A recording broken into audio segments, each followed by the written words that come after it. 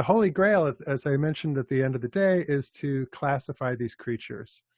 And I mentioned there are over 4,000 of them, and that's a lot of objects to learn. Um, so here's the trick is we know each microscope will only see about 24 objects. So that simplifies it.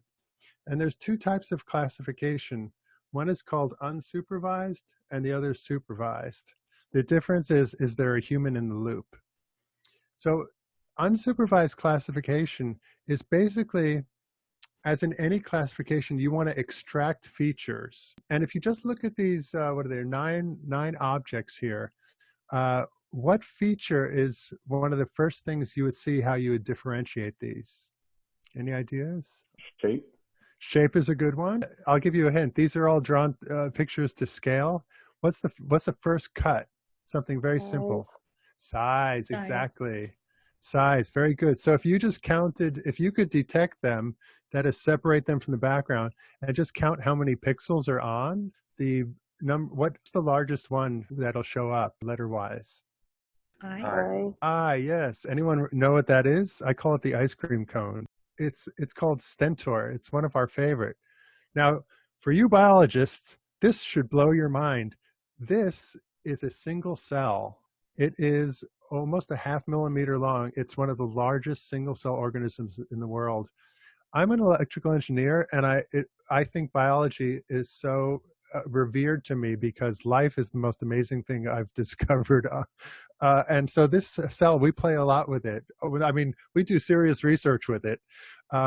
What's cool about this cell is if you hit the jar they're in, they'll contract into a ball. And then about 30 seconds later, they'll elongate again. And if you do that 2 or 3 times, about the 3rd or 4th time, they'll stop contracting. They basically learn, which is a very powerful word to use for a single cell. They basically learn that this disturbance is just someone hitting our cage and is nothing to be afraid of. And so I pose to you the question, how do these creatures learn? They don't have a brain. They don't have neurons because a brain is composed of neurons and a neuron is a cell. This is one cell.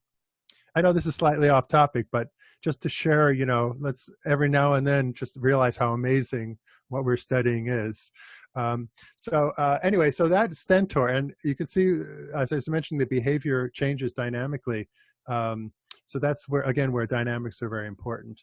So back to classification, yes, we had shape and size. We do a lot of work with shape, and you'll learn a lot about, we call it morphology.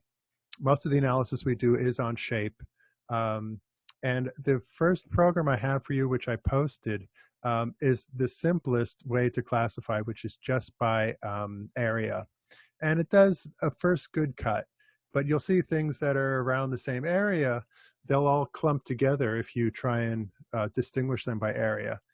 And usually when you have that, when you have different species are occupying the same space when you classify, and to separate them, you need more variables, you need more features. So developing features is really the art of classification.